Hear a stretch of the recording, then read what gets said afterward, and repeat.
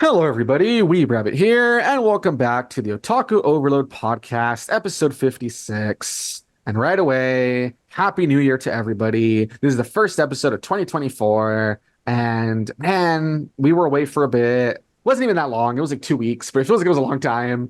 And I am just happy to be back. I hope everyone had a good holiday. Merry Christmas if you celebrate it or whatever you celebrate. Happy New Year's, all that good stuff.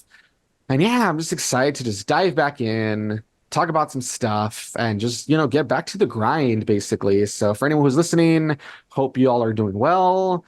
Thank you for supporting us all of last year, 2023, and hopefully we can bring you more, interesting content in 2024. With that being said, of course, I say we because it is not just I, weebrabbit, but the Legend of Jonathan, my co-host. So say hello and tell people, I don't know, how are you? How did your holiday go, I guess? Yeah, I'm gonna get into that. Hello everyone. Happy holidays and happy New Year's to all of you. Hope you guys are all doing well. I'm doing very well too. And thank you guys very much for supporting us this past year in 2023. And hopefully you guys continue to support us and enjoy our content, the podcast, the Let's Plays, all of that. And I'm very happy to be back as always, and I can't wait to get into this.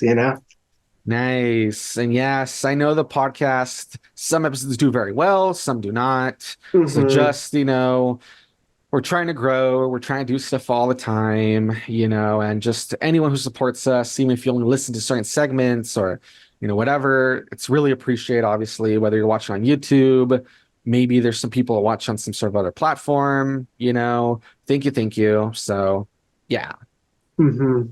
With that being said, we are back and we're going to dive into our usual thing where we're going to talk about our week a little bit. We're going to do some news stories. We're going to have a little topic of the week recommendation at the end. So yes, back to the same old, back to the usual format, which is exciting. We haven't done that in a while.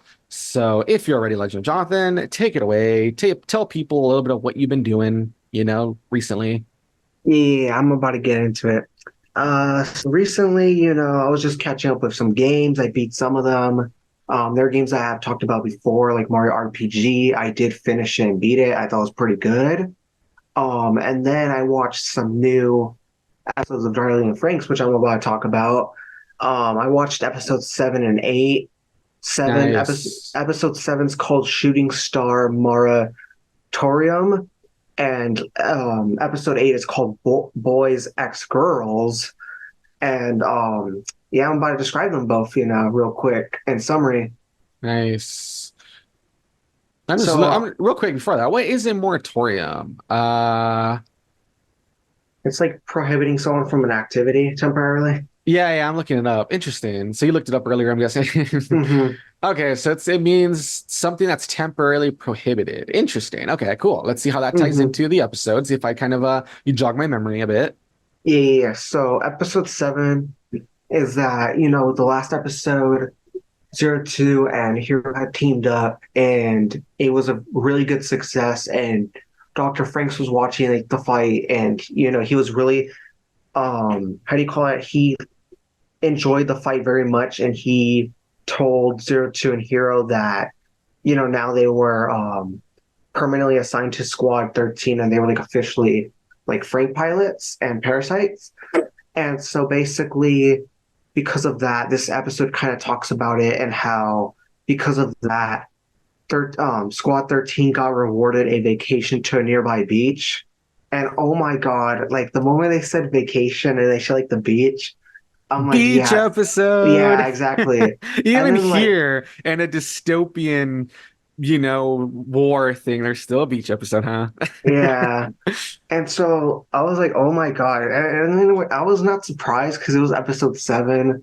And a lot of the animes I've watched, the seventh episode somehow ends up being like the beach episode. No way. It's Is it always episode 7? almost always because I know like Lucky Star, for example, that's like the only one I can like remember off the top of my head. It has episode 7 as like the beach episode. No way. Because I And mean, so that I know there's a beach episode. That's like the joke. But is it usually episode 7? If that's like a I'm thing, not that's actually really funny. I'm not sure, but it's usually like I feel like it falls under like the seventh like number. You know what I mean? Okay, that's interesting, huh? And so like man, like what's uh, um, yeah, like I don't know, like I don't think it's all animes, but I think it's like some. You know what I mean? That I've seen, and freaking like I saw it, I'm like, oh my God, I knew it. I'm like, this is a beach episode. So basically they go to the beach for a vacation and they're playing around and stuff. But then like the guys from Squad 13, they like observe Hero and Zero Two interacting, and they're both talking about like kisses and love and stuff like that. And Oh, okay. I think I kind of remember what you're going at now. Yes, yeah. yes. Because yeah, as we established in other episodes, we were talking about the different other podcast episodes, we were talking about different episodes of the show you watched. I remember that, we kind of talked about that these kids, they're just basically, child soldiers, and they Hmm. don't know anything about like relationships or anything that's normal, basically normal life. They don't even really know about like their partner to one another, and it's kind of like a metaphor for like relationships and stuff, but they don't know what any of that means or what any of their like feelings or anything means and stuff. So yeah, I remember this. So they start getting kind of curious, right? Is where you're getting at. Hmm. Yeah, they don't really know like social constructs and a lot of stuff like that. Yeah. Um, and freaking they get curious about that. And the only reason why they're kind of curious too is because like the girls are like in bikinis and like the guys are getting kind of like pervy a bit, and they're getting kind of like hot for the girls, you know? Yeah, and they don't know And why though, right? Because they're like, hmm What is this?" I mean, like, yeah, yeah, why am I reacting this way? Yeah, yeah, yeah, yeah. like the guys even that are kind of like, oh, I don't know, man. It's because like some of the guys even said, they're like, I don't know. It feels like it's just like girls are kind of like that towards us guys, and they kind of like it's like instinct in a sense for them, but they're not Mm. sure, you know. Yeah, yeah, I got you. Um, and so when what's it called? Hero and Zero Two are talking about the whole kissing thing. They kind of feel like they already put those 2 points together, and they're kind of like, does that have anything to do with that? Like, and so they start questioning him about that. And while they're doing that, what's her name? Ichigo shows up, and what's his name? I forgot his name, but the guy with the glasses. He asked, Goro? Is it Goro? I think it's Goro. Yeah, it's Goro. It's Goro. Goro. Goro. Yeah. That he asked Goro. Goro asked her if she knows anything about kissing, and obviously we already know that she just Hero, and that didn't really work. And so she gets embarrassed and she acts like, no, like I don't know what that is, and like I'm clueless as well. Ah, got And you. and so basically they kind of just do it. They're just like, man, like he doesn't even know how to explain it. Because then like he explains that like it's just like, oh, you put mouths together, and usually like you have to be in love with someone, and also like that's usually how it works.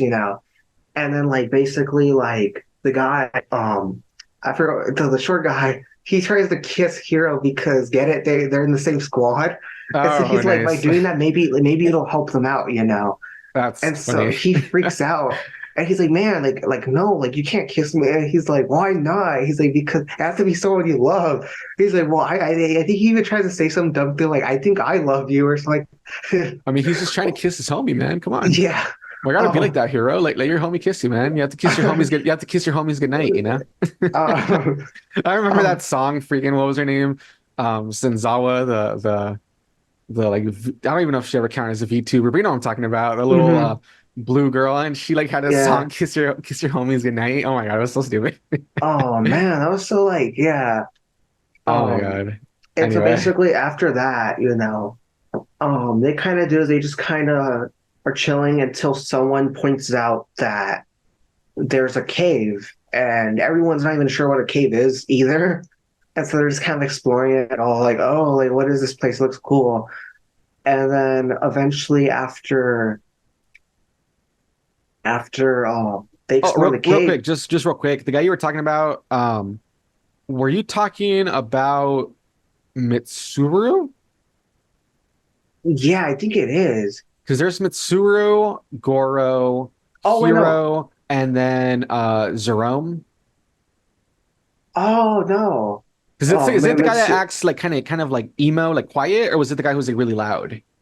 the loud like kid, the loud kid. Okay, that's Jerome. So yeah, just Hmm. yeah, I like The kind of pulled up the little character Yeah, thing real quick. Yeah, so Jerome. and Okay, gotcha. Jerome, yeah, he's like very like, and then Mitsuru, he's the one that introduces and he tells him like, hey, there's like a cave, let's go check it out. Yeah, yeah. And then Kokoro says like, oh, it's too scary. And so Mitsuru kind of tells her, okay, like I'm not obligating you to come along, you can stay behind. And like because the way he's talking sounds very harsh, the big guy, he gets very defensive over, like the way he's talking to Kokoro. Hmm. And so he's like, hey, like don't talk to her that way. And then what happens is as they're exploring like the cave, yeah, Oh, Futoshi. Futoshi's the big guy. Yeah, I Yeah, totally forgot Futoshi. about him until you mentioned him. You're like the big guy. I'm like, oh, right there. That's right. There is another guy. Futoshi. Yeah, Futoshi, Futoshi's the big guy. Yeah, there we go. Yeah. that him, he kind of tells him like, "Hey, back off," And so he's like, "Okay, like like I will," and then he kind of does calm down after that. But then what's crazy is that they explore the cave, they find like a forest. And me, I was thinking for no reason, I'm like, oh, this is just gonna lead back to the dome, like the giant dome they live in. Mm. And in reality, no, it actually reveals that they enter like a town and it looks all like abandoned or anything. And them, because they don't know anything about people living on the surface, they don't know what the places look like. They don't know what a town is. You know what I mean?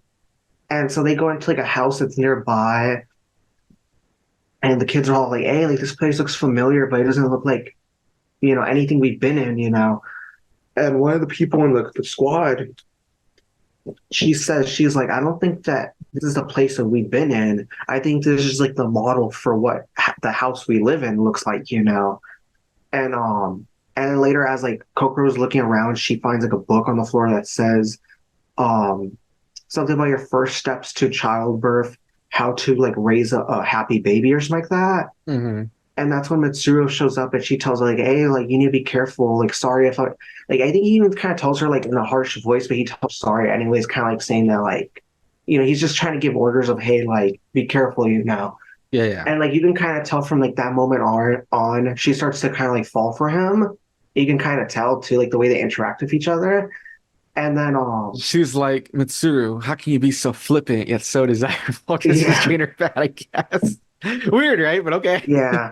It's weird, yeah. And so they do is they explore that town, and then the sun starts going down, so then they return back to like the beach. And for some reason, there's just food there for no reason, and the kids don't question it, except I think like I think it's like Hiro and I forgot who else, but they question that there's food there. But then they start eating anyways. And then Nice. nightfall arrives and like 02, she's like, oh, I'm gonna go like swim. And so she does go swim. While that's happening though, Ichigo, she gives her congrats to 02 and Hiro for becoming a part of like the squad officially. And then later, they can't sleep, so Hiro and Ichigo go on a walk and then she tries to confess her feelings, but then a bunch of shooting stars show up. So like that interrupts her whole confession and everything. Ah, so this time it's not fireworks, it was shooting stars. Yep. It's always like fireworks, right? Like a festival. Hmm. Nice. And then episode 8 is yeah, the boys' ex girls All or right, so hold on. Before that, just real quick, I want to say, so what's important about episode 7, you kind of brushed past it a little bit. It's kind of like the lore reveal that humanity has not always lived in the domes the way these kids think. That humanity used to live, on the surface. They used to live in towns and stuff. But because of the Klaxosaurs and all that, that's why they're in these giant dome fortress things that like move around. And the kids obviously didn't know that. They'd never been told that. So I think that's kind of like an important reveal that it should be kind of obvious, that yeah, humanity used to exist at one point. They used to live the way, let's say we used to live or whatever.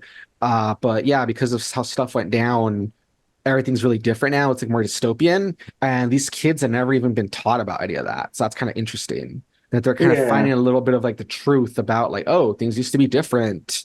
Humans used to live on the surface and they used to do this thing called, human, reproduction and what's up with that because we don't really know where kids come from. Like I said, they don't know anything about anything. So, stick a pin in that. It'll be interesting to see where that goes, obviously.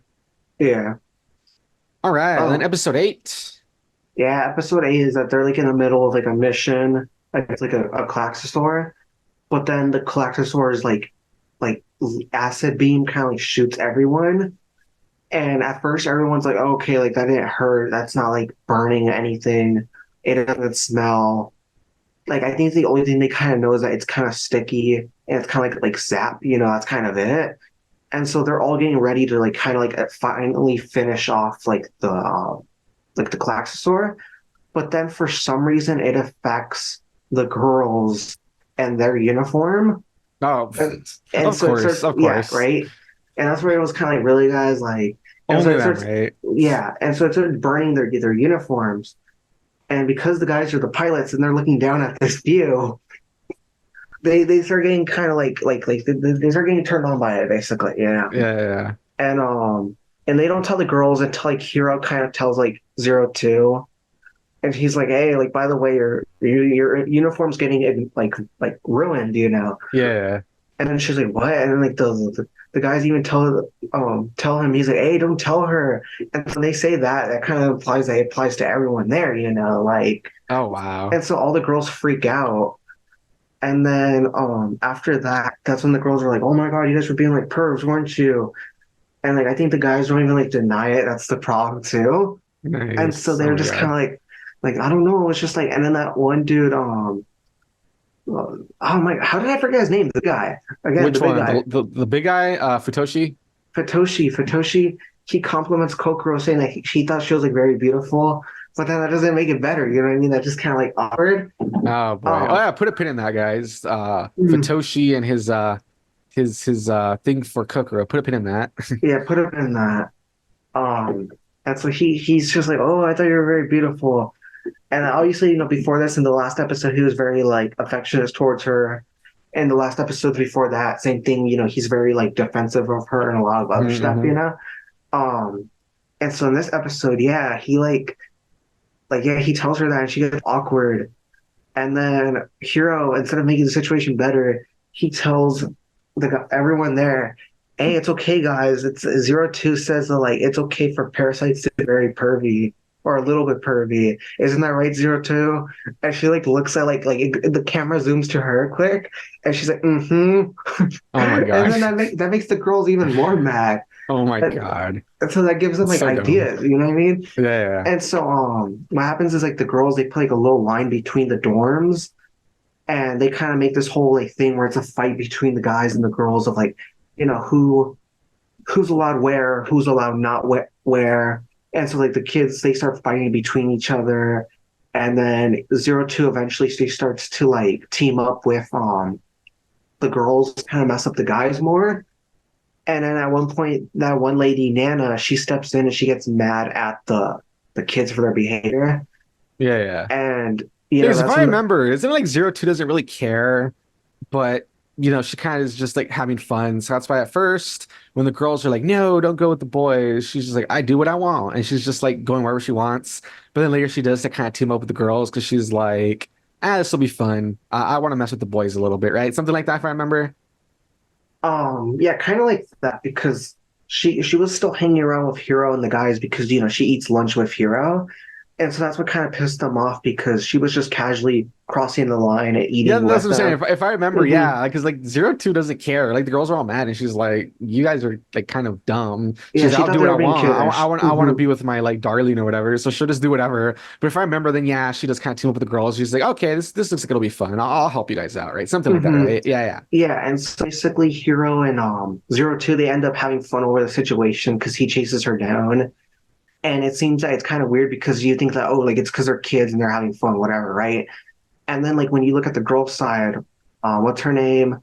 Miku, she gets really mad and she's like, no, it's because this is serious because like, the guys, blah blah. And that's where it kind of like established that no, like they actually like or were taking it more serious than it like seemed.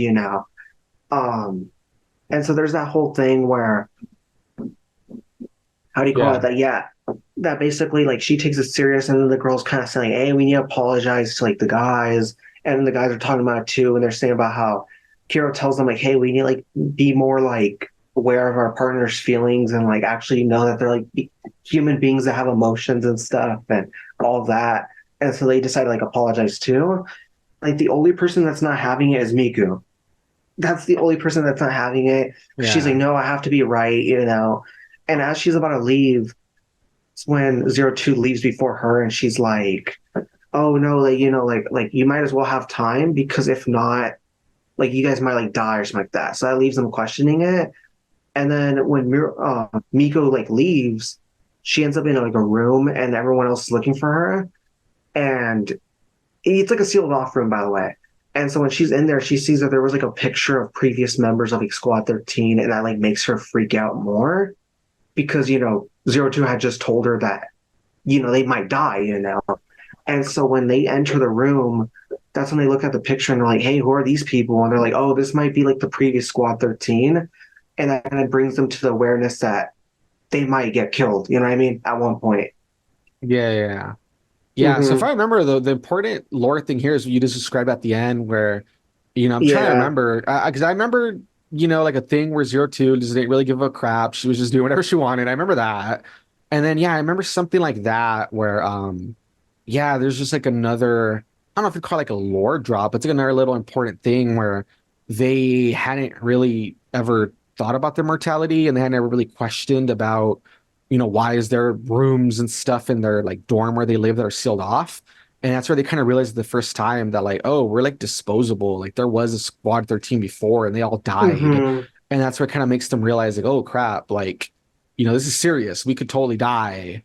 And Maybe was not who he talks about himself as, basically. yeah, and then, that's when they decide to kind of like get back to working together and stop fighting and stuff because they're like, we need to be like, on the same page, basically, right? Stuff like that. Hmm. So yeah, these two episodes, even though they're very like fan servicey, I remember them being very like they had quite a bit of like reveals and stuff of different Of lore, things. which is crazy. And some Yeah. like character moments too of like you see more of the character personalities, because in the other ones, you kind of saw it, but here I feel like you see it a bit more, definitely. So pretty interesting. Yeah, that's what I was saying. Like, yeah, like for being episodes that have like pretty much like fan service most of the time, they like dip down really quick by like near the end where like the lore drops. So it's pretty cool. I actually did like those episodes for the fact that like randomly like twist it at the end. Yeah, so pretty cool, pretty interesting. Those are the two episodes you watched, right? You said 7 and 8. Hmm.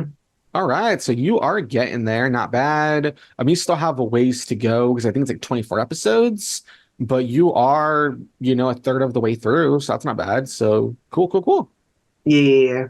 Um, and then I had one more thing I watched, which was Urusei Yatsura 4 Lum the Forever, which is a movie, and like the movie series of Yeah, the because you said there's Urusei. like 6 of them, right? Yeah, no one was the Okay. sixth one. Um, Basically, quick summary. Basically, the movie supposedly is supposed to be. I say supposedly because this movie's like all over the place. It's that um, Ataru and his friends they're trying to make a movie, and randomly Mendo he cuts down a cherry tree, and that leads to weird stuff happening afterwards. Which again, summary, and then like Lum's powers start to disappear, and like weird stuff keeps happening. And like, yeah, that's kind of pretty much the movie, honestly.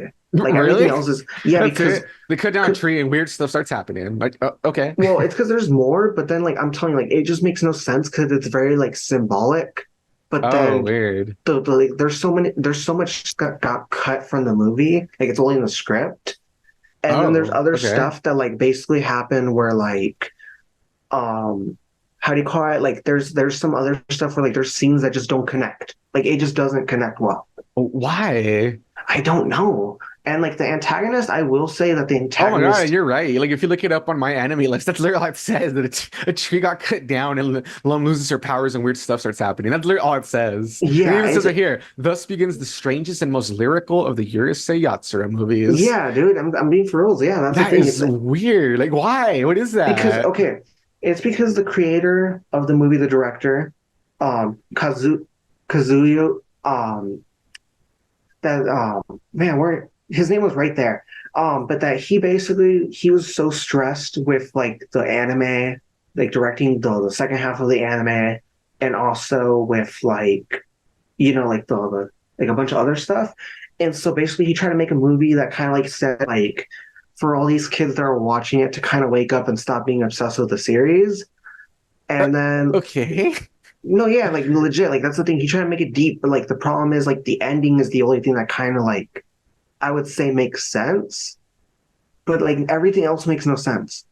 Like that's it. It's really just a like the movie literally just sucks. Like But then why make it? Like why not just like it's because so weird. because I'm telling you, because the dude was trying to make it deep and he just didn't know because he was rushing it, and it just ended up being like a piece of crap by the end. And that's literally the summary of why the movie sucks. Because like I mean, does anything interesting happen? Like anything like that has like a repercussion going forward? I mean, does it at least have like a good well, ending? that's what I was gonna say. Like, I think I like the ending because I get what the ending was trying to like imply, you know.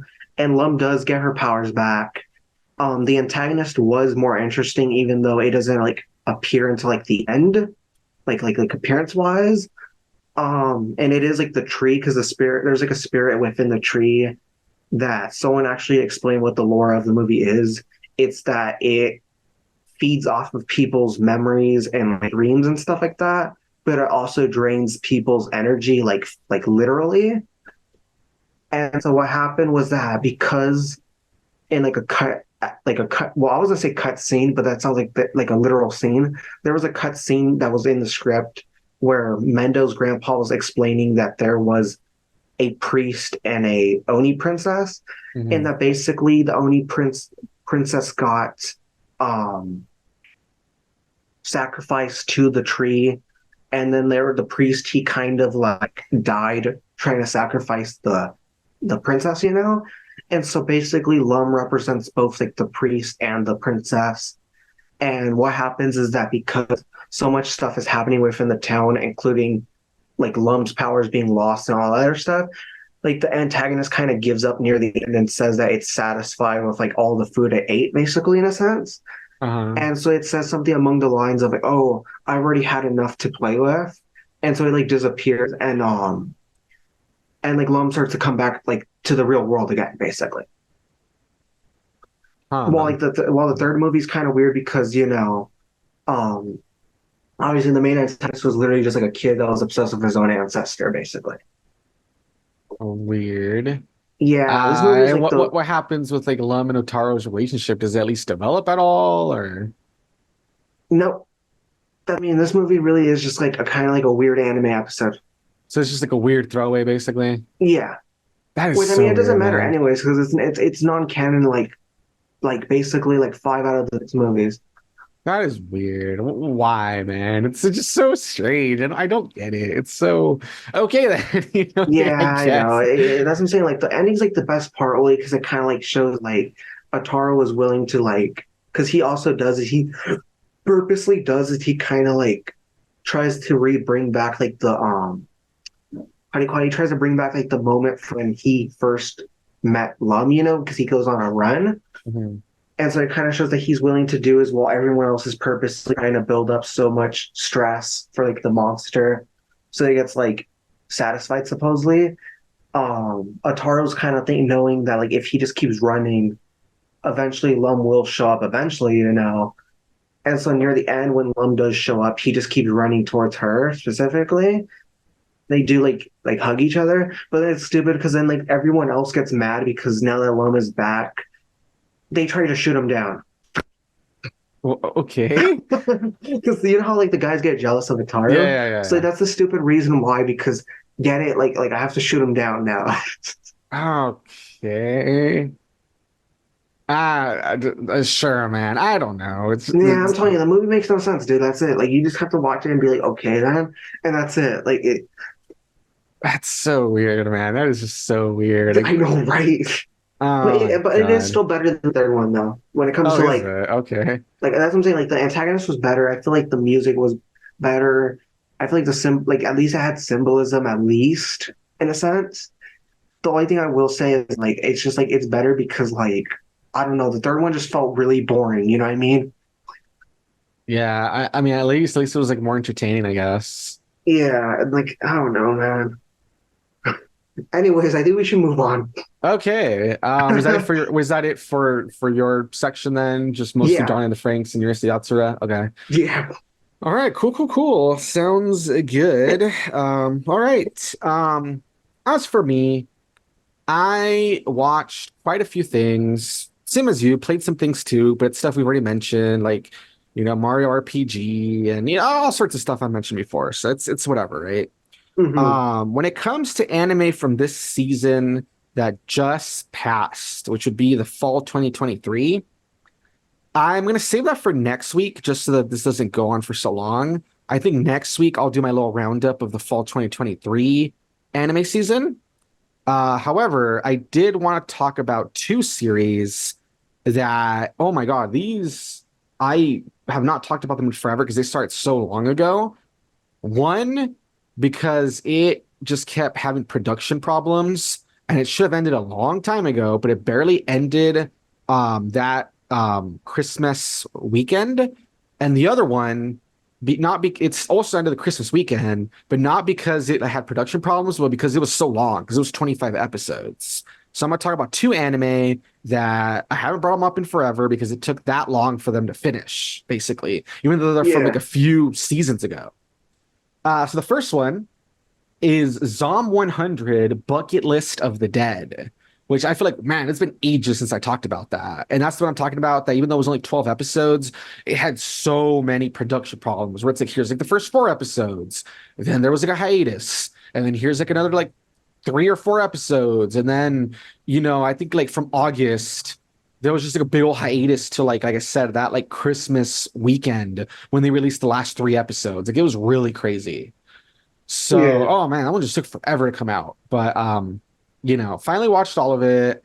And for anyone who doesn't remember, they're like, I don't know which anime this is, whatever. This is the one that basically there's this guy.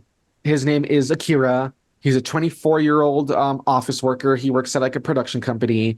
And at first he was very excited about this job, right?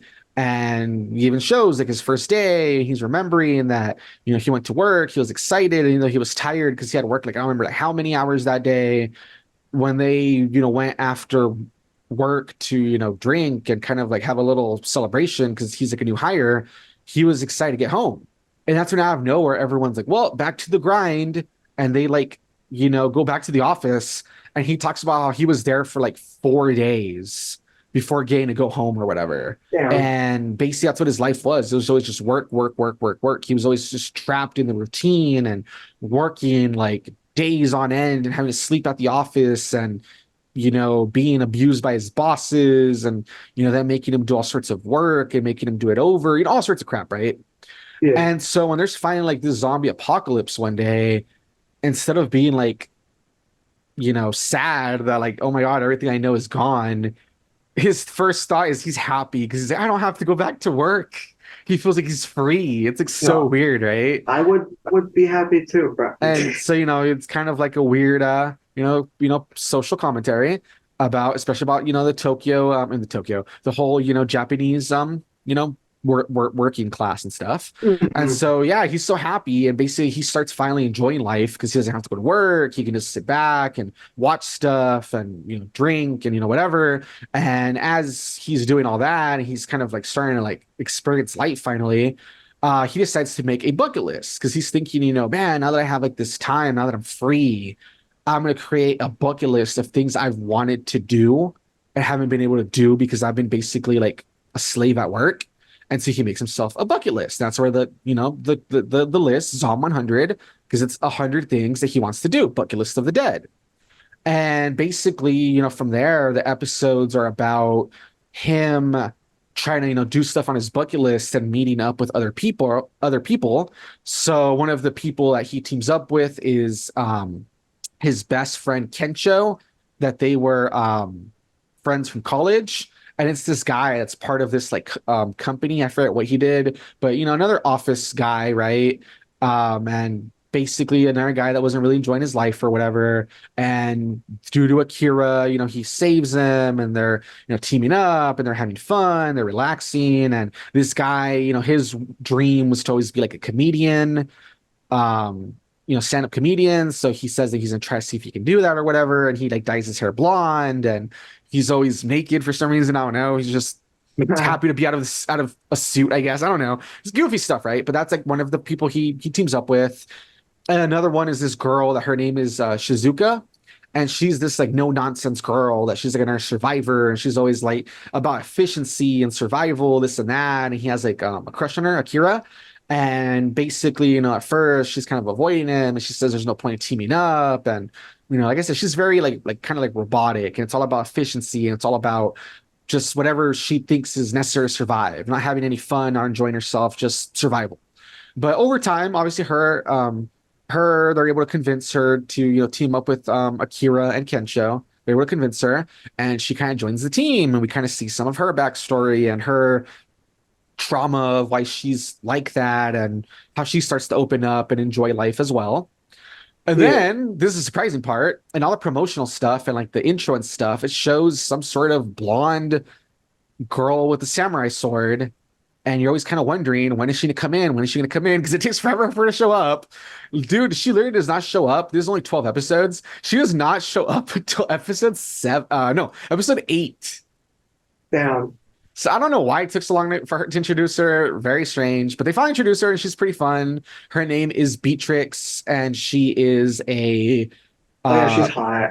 yeah, she is. It took too long. I saw a lot of memes. It was so funny. It was like the Simpsons thing when Milhouse saying, "When are we gonna get to like the fireworks factory?" And he's like, Yeah. "When are we getting to the big boob samurai girl?" Because it took forever for her to show up. I don't know why, but anyway, finally she shows up in episode 8.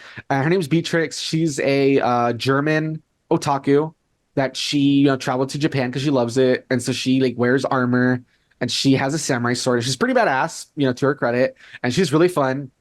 And she's a lot like Kensho, where she's just like very like free spirited and like energetic, and she doesn't mind just being naked all the time and stuff. I don't know. So they're kind of two peas in a pod.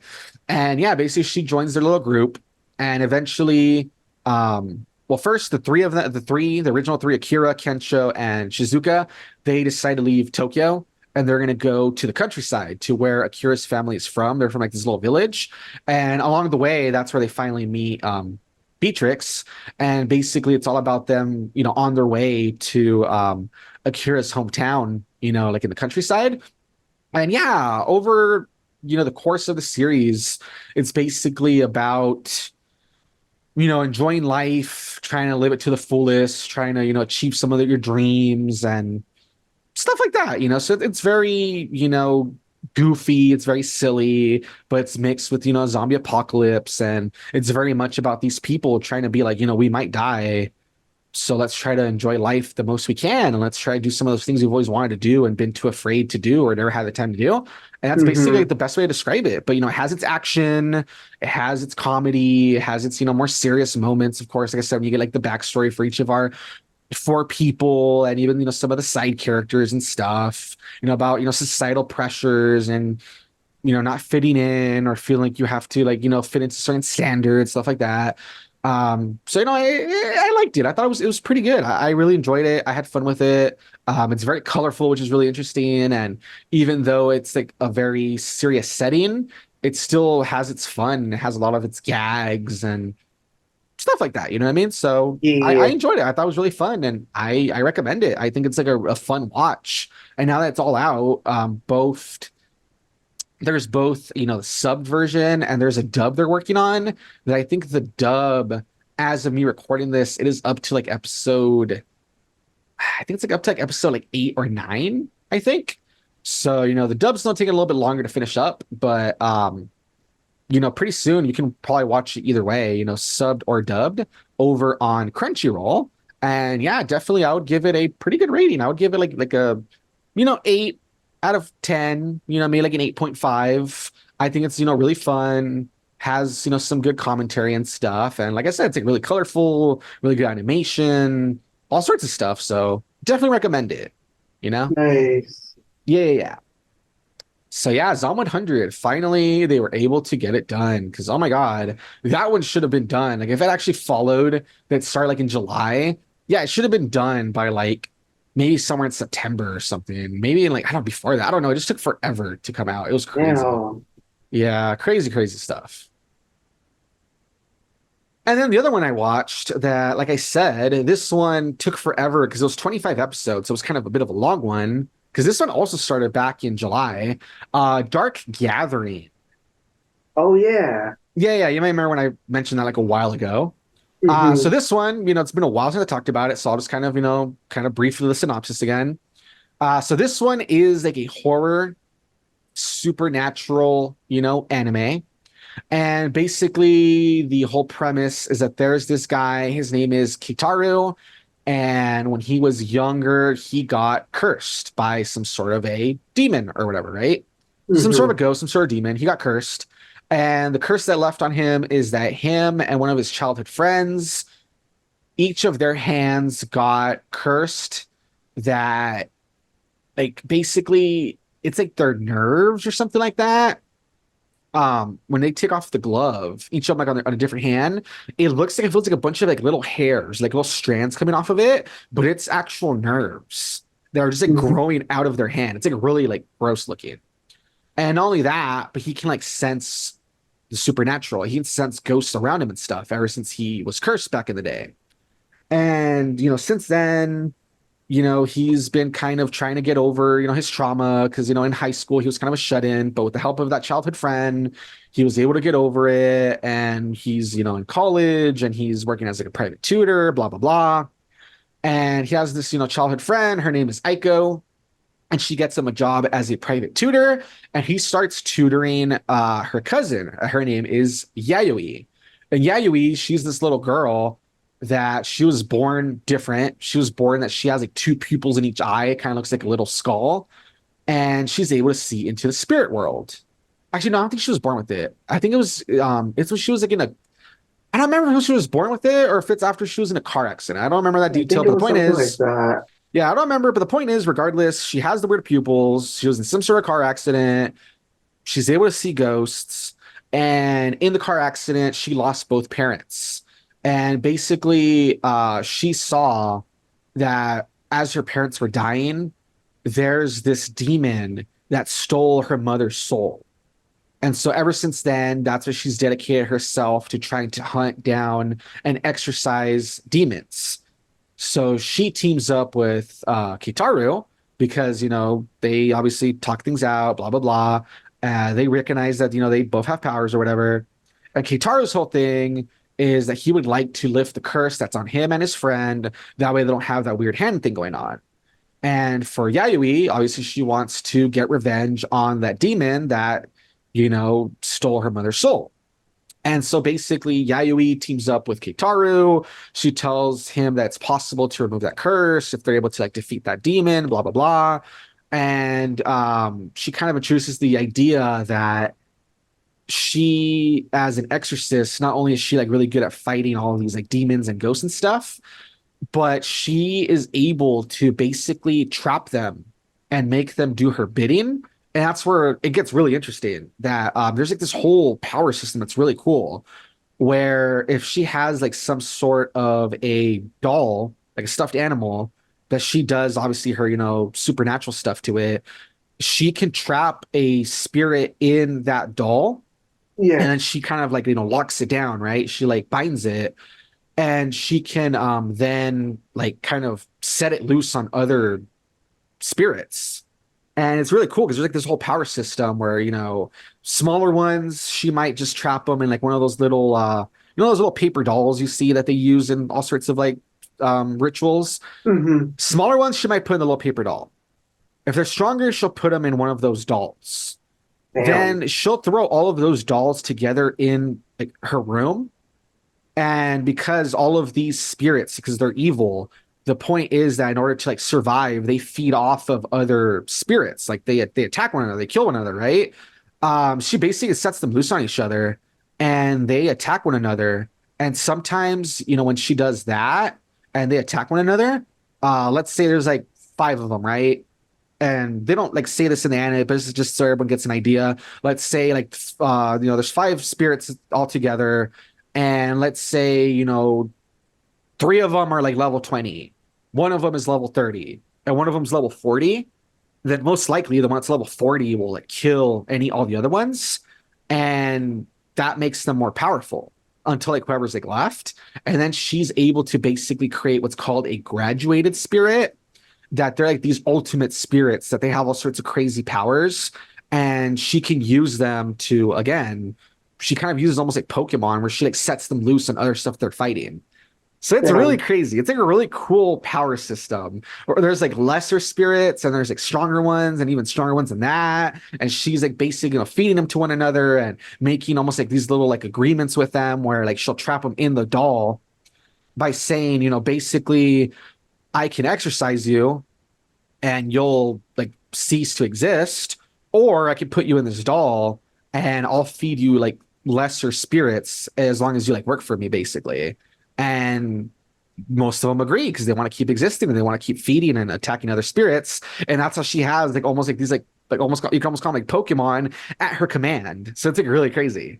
That is pretty crazy. Yeah, and even then, it's not safe because the moment she like lets them out of like the doll to like attack an enemy, she has to like bind them again, because if not, they'll try to like kill her because they're happy to be free. They don't want to be bound. You know what I mean? So it's really crazy. So it's like this really crazy system, but it's really interesting. Trust me, as you're watching it and you're getting into it and they're explaining it, it's like really cool.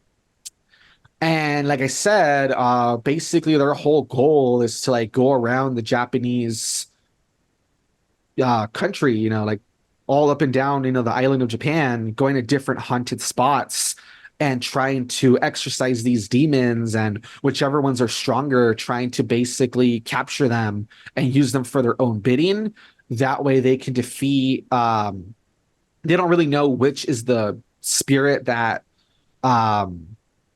cursed 𝐥𝐤𝐬 yet. So they're trying to figure that out along the way. But for sure, at the very least, they're trying to find the spirit demon thing that stole Yayui's mom's soul, because they do know which one that is. Yeah. So they're basically trying to prepare to fight it, where they're like, okay, it's one, we can say, level 100 spirit demon thing. If we have, let's say, like 5 of these like level 70 ones, we might stand a chance against it. You know what I mean? So that's what they're trying to collect, all these other spirits to help them fight, basically. And so it's really interesting. It's a very interesting power system, really interesting because there's all the different spirits, and everywhere they go there's like a different curse and a different spirit, and the lore for all of them is really interesting. Like there's one that's like, oh, it's this tunnel that if you go in there, there's like basically this like serial killer that he'll like dismember you, and he'll like steal like your skin to wear it. Damn. And you see all of the people who like were trapped there, and there's like another location that's like this house that this man accidentally killed his wife, and they were being cursed. And so this like evil like priest guy convinced the father and the daughter to do like this really terrible ritual supposed to make it go away, and you have to like watch to see what happens there. And like it's really crazy. So like every location has its lore, and every like demon thing that they fight has different powers and different victims and all this like stuff. So it's like really interesting, very very well thought out, really good world building and stuff. Really enjoyed it.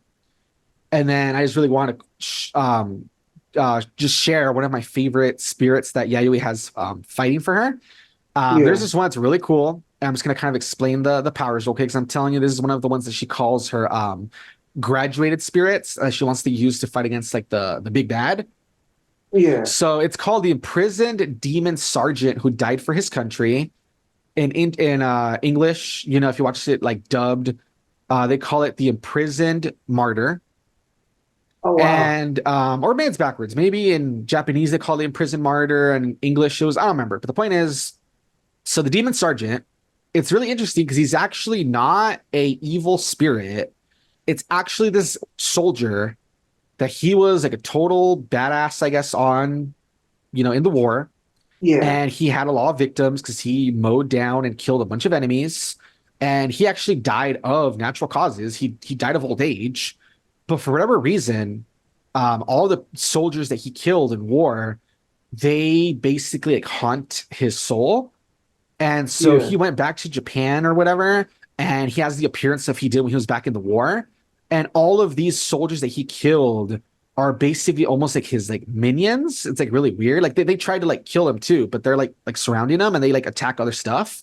Yeah. And it's really crazy that basically his soul can pass on, and he wants to die in battle. And so the reason that he agreed to fight along Yayoi is that he's hoping that if he helps her to fight all these other spirits, he's hoping that he'll meet one that's strong enough that it'll kill him. And so that's why he's helping her, which is really interesting. And his power set is really cool because, like I said, all of them, they have really interesting powers. So his is that basically as he's fighting an enemy, he sheds his weapons. And as he sheds his weapons, there's like these little area of effect. It's like this like thing on the ground, like these markings. And as he does, it's different stages. That I'm just gonna read it real quick. So stage one begins when the sergeant abandons his katana, because most of the time he just fights with his katana. That's like his normal weapon. But when he abandons his katana, he like levels up, he powers up. He abandons his katana and draws his short sword. The mark on the ground enlarges and expands its range. The sergeant will then weaken himself and inflict the same damage on his target. All beings, dead or alive, will experience fatigue, dehydration, starvation, sleeplessness, and the exact same wounds that the sergeant sustained. So basically, it's like he's cursing them with effects of the battlefield. And anyone in that range gets like hurt by that. And it says a horde of the sergeant's victims will emerge, joining him in battle and inflicting the same negative effects on his targets via biting them. In addition to the negative effects, the targets will also gain the exact immortality that the sergeant has. Through the combined effects, the targets will undergo an eternal torment, unable to die or find release. Then stage two. Stage two begins when the sergeant abandons his short sword and draws his rifle. The mark will once more enlarge and expand its range. The sergeant will then weaken himself even further and inflict the effect on his target. Then stage three. Final stage begins when the sergeant abandons his rifle and draws his grenade. The mark will enlarge, expand its range, and the sergeant will weaken himself further one final time. He uses the grenade to self-destruct himself and everyone in the blast radius. So I'm telling you, it's really cool. Like all of these different spirits and stuff have these like different power sets and like different rules and like all these things of how like defeat them and like all these really things. It's like so cool. Like I am so disappointed that this anime did not get more attention because it's really good and it's really interesting. And these 25 episodes, like man, they were like so interesting to watch. And it really sucks because it didn't get a lot of attention from what I noticed. Like I think it got kind of overshadowed, you know, this last couple seasons or whatever by other things. And so I'm really hoping it gets a second season, but I'm not sure because it has not been announced if it's going to get a second season. And in the anime, like the 25th episode, it ends on kind of a cliffhanger where they're like going towards like a really big fight. And it's oh my God, I really hope this gets a second season. If it did not, I would be very disappointed because I really want to see more of this story. Like, sure, I guess I could always jump over to the manga. You know what I mean? But I really hope we get more because it's like so interesting and it's like so creative and like, oh man, I really recommend it to everybody. Like, it's been a while since I've seen something this like well, like paced and well, like a lot of lore and power sets and rules and all this stuff. Like, it's really interesting. So, you know. Yeah, I'm looking it up right now. Just like, okay, was there a second season announced? And a lot of people are saying that, yeah, it's because it looks like there's actually not that much source material in the manga. I guess they're waiting for like the manga to progress a little bit more, and then maybe that's and we'll see if it goes a little farther. Because apparently the manga's still ongoing and it's not too far right now. So maybe they're just waiting, I guess. So we'll just have to wait and see. But I definitely really hope that it gets a second season because it's really good. And once again, it's called Dark Gathering. All of it is out right now. I think subbed, it's up to like you know, all 25 episodes, and dubbed, I think they're still working on it. You know what I mean? So if you're interested, you have to wait. And that one's over on High Dive. But I cannot recommend it enough. It's really interesting, really good. Like I said, everything's really good. And the one thing I saw a lot of people say is like, oh, it's not really scary. And like, to be fair, when's the last time that anything was actually scary? Right? I feel like even horror movies, they're not really scary. It's just jump scares, like stuff that's unsettling. But I still think it does like a really good job of being like unsettling and like really like creepy. You know what I mean? So that's the one complaint I might see. But I really recommend it. I think it's really good. Yeah, I say go watch it if you're able to, because it's like really good. I really enjoyed it. So, you know. Nice. Yeah. All right, jumping over to our news stories. We have three news stories to talk about. I think they're pretty interesting. Apologies if there's any big news stories that we're missing. Honestly, since it's been a few weeks since we've been out, I just haven't really kept track of, I know there was big things here and there, but I don't know if maybe they're worth mentioning because it's been so long. I don't really remember what we talked about last time, so, apologies if we miss anything big. But hopefully you guys enjoy the news stories that we share. I think they're pretty interesting in their own way. So the first news story, as the title of the article states, trailer for Mickey Mouse slasher film drops on same day. Steamboat Willie character enters public domain. Of course. So, of course, guys, as you might have heard, it was a pretty big news story that on January 1st, as soon as we enter 2024, Disney was going to lose their, I guess you can call it copyright or whatever, of Steamboat Willie. It was going to enter the public domain because, it finally reached that threshold or whatever. Mm-hmm. And sure enough, as one would imagine, because it's the same thing that happened with Winnie the Pooh, of course, there's going to be people that are going to try to capitalize on it. And the easiest thing to capitalize is, I guess, horror movies, because they're just, you can make them like really cheap and then just turn them around and try to make some money, because if it's really cheap, even if you only sell a few tickets, you make your money back, obviously, because they're hoping that people will be like curious or whatever. And so sure enough, as soon as it entered public domain that same day, we got a trailer for a movie called Mickey's Mousetrap. And so basically it's supposed to be that there's this girl, she goes to this amusement park on her 21st birthday, and this masked killer dresses Mickey Mouse. He starts trying to like mow them down, chase them down and kill them, slasher style. There you go. What else is there to say? It's pretty basic. It's exactly what you would expect, So yeah, there you go. It's probably not going to be very good. Let's be honest. It's probably going to be like really cheaply made, really thrown together, but there you go. Yeah. I had a feeling they would make a horror movie like the moment he enters public domain. Oh yeah, a lot of people saw it coming ever since the Winnie the Pooh did it. Blood and Honey. Yeah. They're like, oh, it's probably gonna happen, isn't it? And then, sure enough, that same day it went public domain. There you go. Yeah. It's not the only project. I know that there was also a game that it was called. What was the game called? I know there's like two games. There's one that's like very like rubber hose designed. Yeah, I don't remember at the moment. And then I know there's another one called like extermination or something like that. That's what I was thinking of. That's the one that uses the exact like Steamboat Willie looking design, and something about like there's like this like chemical that's like making people like hallucinate or something, right? And that's why like Mickey's attacking him or something like that. I think, or it's like yeah.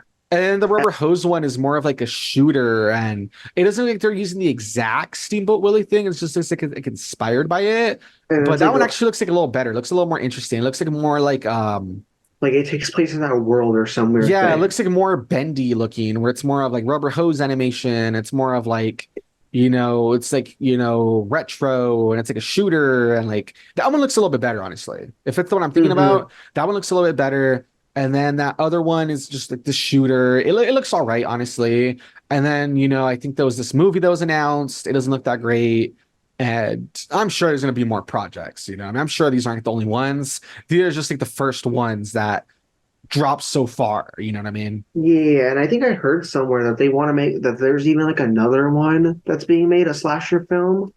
But that one's like, they don't have a trailer yet because it's like in development barely or something like that. Yeah, that's what I was saying. I'm sure there's going to be plenty of them watch, But there you go, guys.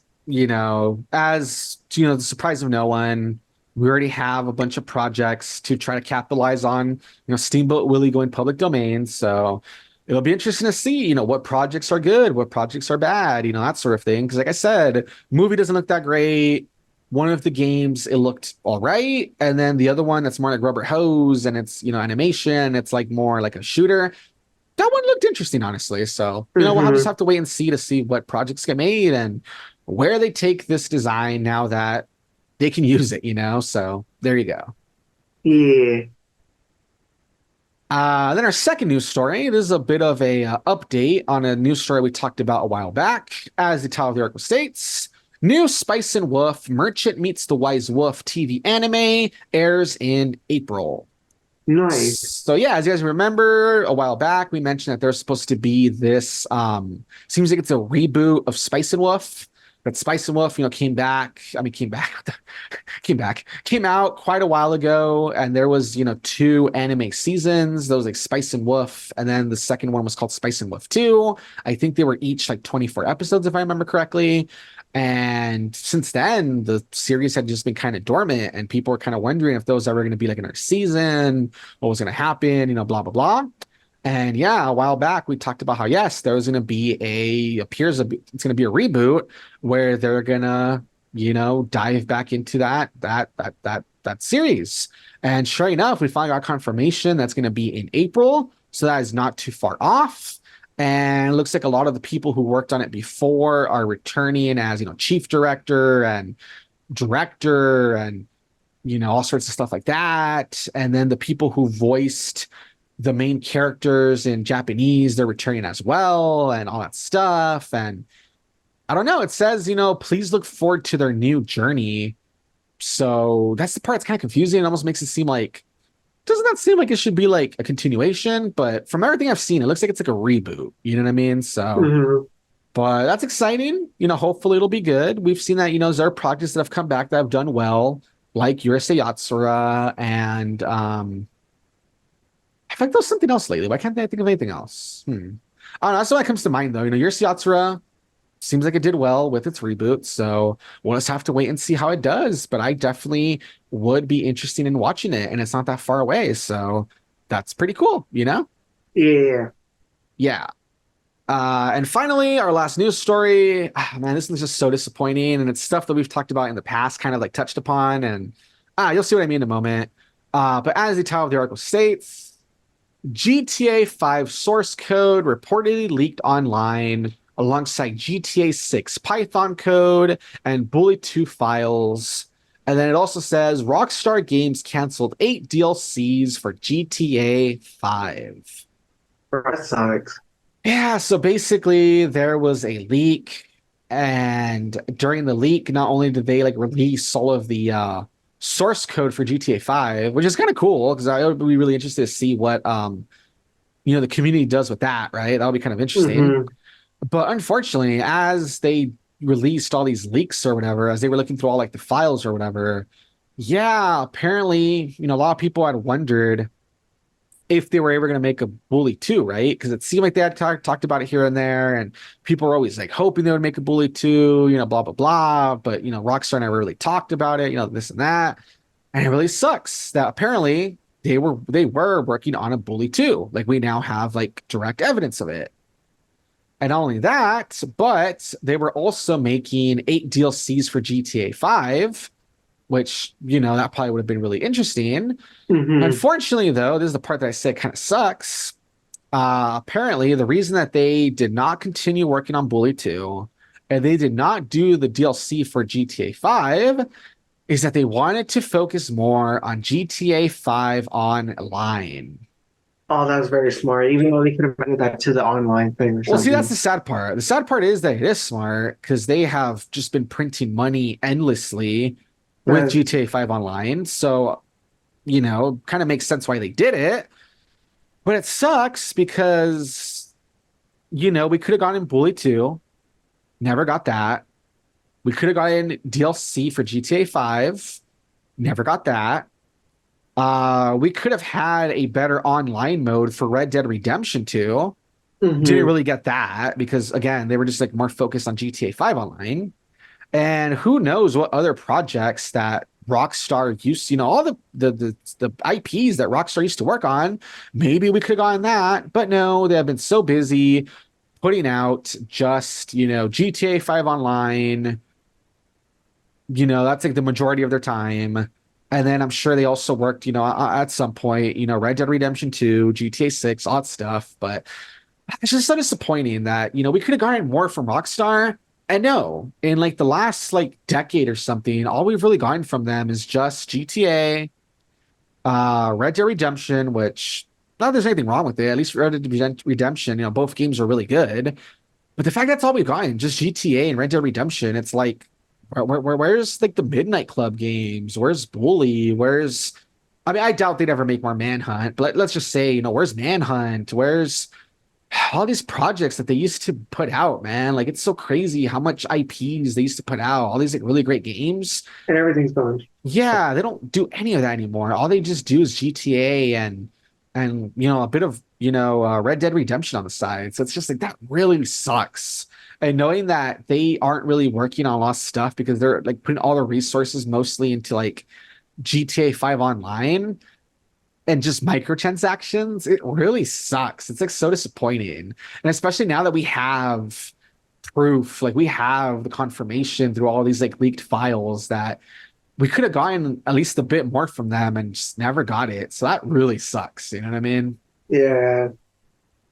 So yeah, that was a bit of a sad story. Not just because of seeing that, oh man, they really were making a Bully and we never got it. Like not only does that suck, but just thinking of all these other things we could have gotten, it's just like, man, that sucks, dude. Like, it's just so disappointing. So disappointing. I don't know, man. Not surprising though, can't say I'm surprised, but it still just really sucks. Like, man. Yeah.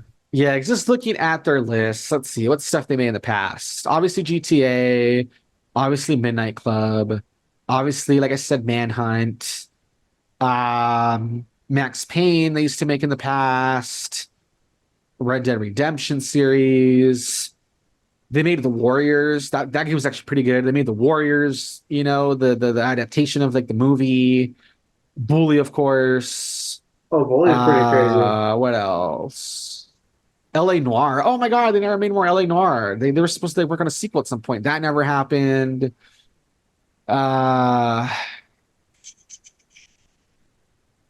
think that's basically it. Yeah, since then, it's just been the stuff we talked about. So I don't know. There's like a few things they could have made, and they just never did. They made a few smaller games here and there too. So, man, it just sucks knowing that we could have gotten more. And I don't think they're ever going to go back to any of that stuff. I think that they know that they're printing money with, microtransactions and, GTA is like their main thing now. So that sucks. I don't think we're ever going to like go back to them making anything more like unique. So that's disappointing, Yeah. It is what it is, though. But there you go, guys. A bit of a sad story, but just wanted to share that because I did think it was a pretty interesting story. You know what I mean? All I can say is that I just hope that with the stuff that got leaked, like the GTA 5 source code, it'll be interesting to see what the community does with that. That could be kind of cool. And guess that's really it. You know what I mean? Besides that, not to say I'm not excited for GTA 6. I think it'll probably be a pretty good game. I mean, the stuff they put out is pretty good quality. So at least there's stuff to look forward to. So, this story has its downsides, but at least Rockstar, there's some stuff to look forward to. So guess that's kind of it, So there you go. Well. Alrighty, guys, and that's going to be it for our news this week. 3 news stories that, like I said, I thought they were pretty interesting, all in their own right. And once again, apologies if we did miss any big news stories. I just don't really know what we might have missed or what might have been worth talking about, because maybe it's kind of like, oh, that was so long ago, and you know what I mean? But we're back now, and hopefully, going forward, we'll be a little more on top of the news, get back into the groove of things. So, there you go. And jumping over to our topic of the week so we can, round out the podcast, the topic of the week / recommendation that I want to talk about this week is a YouTube channel. Every so often I have, suggested / recommended some YouTube channels for you guys to check out. And so this week, the YouTube channel that I think you guys should check out, because I think it is very cool, is a YouTube channel called 𝐦𝐤𝐬𝐿ove. Oh, yeah, I've heard of him. Yeah, and 𝐦𝐤𝐬𝐿ove, very strange name. Not sure why he calls himself that. Not sure how that ties into his content at all, right? Very strange. But 𝐦𝐤𝐬𝐿ove is a YouTube channel that I feel like he is the go-to for all sorts of videos slash tutorials on modding and hacking the Switch. Yeah, he does do videos on other things. You know, like he's done, you know, stuff about like, you know, the PS4, I think, in the past, and other systems, right? Like he's talked about other systems and hacks and modding and, you know, stuff like that, right? He's covered other things, but the main thing that he dedicates himself to, and like a lot of the videos that I've watched him for and like follow his tutorials and stuff, and I did it during this this break, you know, that, you know, from our last podcast. I, you know, was looking at some of his tutorials and I was following along, and I was actually you know, doing some stuff for my Switch, because, you know, I've talked about before that I have like a hacked Switch and I like to do all sorts of like stuff with it. I was, you know, watching some of his videos and, you know, doing some stuff with my Switch. Yeah, he has all sorts of videos of, you know, how to put Android on there, how to, you know, put Dolphin on there if you add Ubuntu, which Ubuntu's in Linux. He talks about how to do mods for different games, how to add, you know, cheats and stuff. Anytime that the Switch gets updated by Nintendo, and that it's supposed to like supposedly, you know, patch, you know, mods so you can't like use them. He, you know, whenever the community like puts out like an update that helps circumvent that, he'll like do a tutorial, and he'll like even provide like the files and stuff. And he's talked about how to put all sorts of ports for like GTA and all sorts of games on there. How to put, you know, RetroPie and RetroArch on there. Like, oh man, he just has so many tutorials. They're so cool. And he's like a really good like teacher. Like he does a really good job of like just going through the steps, providing the files, walking you through it. Like if you follow his tutorials, like he even addresses a lot of like common issues, that sort of thing. So like if you're interested in, you know, either hacking your Switch, or if you already have done that, but you're kind of like, I'm interested in like whatever it has to offer, he's a really good resource. And not only that, but like I said, he's done some other stuff in the past. Like he's done, you know, PS4, and unfortunately, I don't know, because I know he does, you know, sometimes get his channel, what do you call it? Not like banned, demonetized. No, not demonetized. Like, what do you call it? Like, not banned, but like, you know, his channel like gets blocked sometimes, or he has to like, you know, videos get taken down, that sort of thing. Because, you know, sometimes companies aren't too happy with him showing, especially Nintendo. They're not too happy with him sharing, you know, hacking stuff, right? So unfortunately, I know that he has had to take some of his videos down here and there. So I'm not too sure exactly what is and isn't available. But I know, you know, just scrolling through, I know a lot of like the Nintendo ones for, you know, hacking the Switch are up. I know that there's like a couple of ones for the PS4, that sort of thing. So I don't know. That's just my recommendation. You know, there's not really much more to say. He's just a really good resource for helping you with your Switch. So number one, Switch. If you want to hack it, he'll help you. If you want to, you know, do stuff with it, see what you can kind of get out of it, he'll help you with that as well. And he might have some other videos for some other consoles and stuff. So I would suggest, you know, looking through his channel and seeing what you can find. But I definitely recommend him. I think that he's a great resource. Like I said, always helps once every step of the way. And he's very responsive too, where if you're having problems and you leave a comment, he's usually pretty good from what I've seen at responding and getting back to you to help you. So pretty good stuff, you know? So that is my recommendation for this week / that's our like topic. You know, go check out Eradicating Love. Link will be in the description below. Good stuff, you know? So yeah, go check him out. Yeah. Check him out. Yeah, because I was gonna say you've looked at some of his videos and used them too, I think, right? You said at one point. Yeah. So no, good stuff. I follow him. Yeah. Okay, there you go. So pretty much there you go. We have two people that can confirm that he's worth checking out if you're interested. So there you go. Yeah, check him out, guys. All righty, and that is basically it for this episode. Glad to be back. Glad to be back to our usual format as well, with our week and news and, you know, topic of the week / recommendation and very good stuff. And yeah, as I kind of hinted at before, next week I will try to be back with a little bit of an anime roundup for fall 2023. Anime I might have mentioned before, plus some other ones. Kind of as I did for these here, give a synopsis, talk about my thoughts on it, whether I recommend it or not, where you can check it out, that sort of thing. So that's what I'm going to try to bring to the table next week. And as for you, what do you think you might bring next week? What are you going to try to tackle, you know? Oh yeah, because I mean, I mentioned I talked about the movie today, but the new season of Urusei actually starts next week. Oh, does it? That's right. It does, Yeah. huh? Okay, It so starts the 11th. okay, perfect. Then yeah, you by the time we have our next episode, hopefully you'll be able to talk about, cool, second season is out, first episode of the second season or whatever, how you think that was, and then, Yeah. maybe are you gonna try to watch more Dawn and Franxx to like maybe talk about a couple more episodes? hmm Then there you go. At the very least, hopefully you'll be able to talk about a couple more episodes of Dawn and the Franxx. Hopefully you'll be able to talk about that first episode of the next season of Urusei Yatsura. And I don't remember if there's any games coming out like fairly soon.